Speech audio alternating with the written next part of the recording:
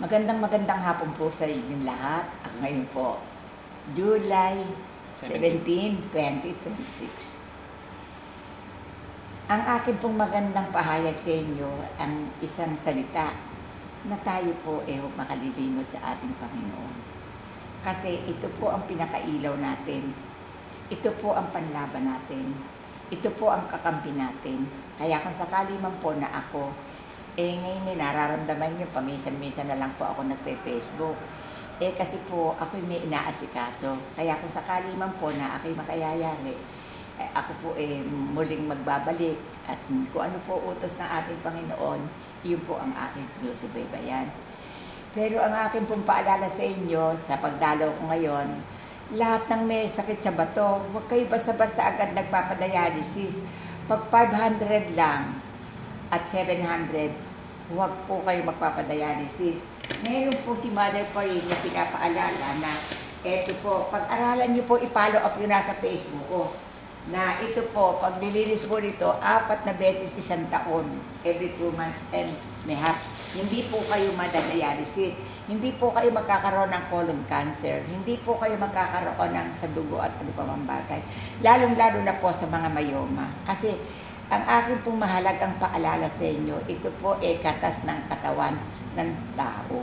Kaya ang paalala ko po sa inyo, yung hindi nakararating dito, ito po ang alaga ng katawan ng tao.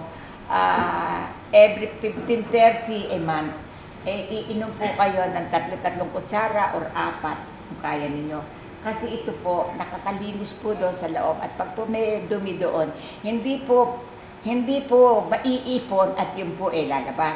Kaya ang aking pong mariing pagdalaw, isang pagmamahal sa inyo na kung sakalit may nararamdaman kayo, hindi kayo malulungkot.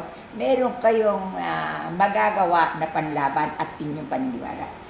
Pero ngayon po nga po, magdadasal po tayo. Ito po ang aking dasal ngayon na July 17, 2026. Sa ngalan ng Ama, ng Anak, ng Liwanag, ng Espiritu Santo. Amen. Ama, sa oras na ito, kami po humaharap sa inyo. Ipinagbibiling po namin sa inyo ang aming buhay. Kung sakali man po at kami nagkukulang, kayo na po ang bahala sa amin at huwag niyo po kaming bibitiwan. Lagi po kami nagpapalukob sa inyo. Pero naniniwala po kami na kapag po kami laging nagdarasal, hindi niyo po kami pababayaan. Kaya sa araw po na ito, nananawagan ako sa mga tao, basta ang ating gagawin, yung ayos, huwag tayong makasusugat sa tao, gawin natin yung bilin sa atin at tunay na karapat-dapat, huwag tayong pupunta sa mali. Sa araw at oras na ito, hindi ko na po pahahabaan sa inyo ang aking sasabihin, tanging ang Diyos na po ang bahala, kaya lang po yung habilin ko sa inyo na kung kayo po hindi madumi, hindi kayo maihi, ito lang po ang gagawin ninyo, hindi po mabubutasan ang inyong tiyan.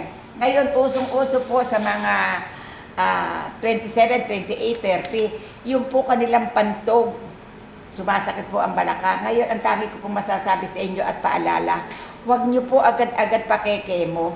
Kayo po magpupurga ng langis. Pag po lumabas yung dumi na yan, hindi po kayo magpapakemo.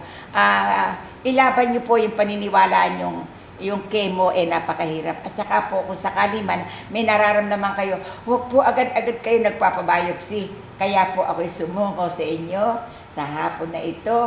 Kayo na po ang bahala sa aking sinabi. Diyos na po ang hahatol sa atin. Basta po maniwala lang kayo, ang Diyos ang kasama natin. Hindi ko na po pakahaba na sabihin sa inyo. Maraming salamat sa nag-Facebook. Umarap ka na. Ako po may magandang panalangin, Panginoon. Kami po humarap sa altar. Ikaw na po ang bahala sa amin. Love you. Bye-bye. You come in.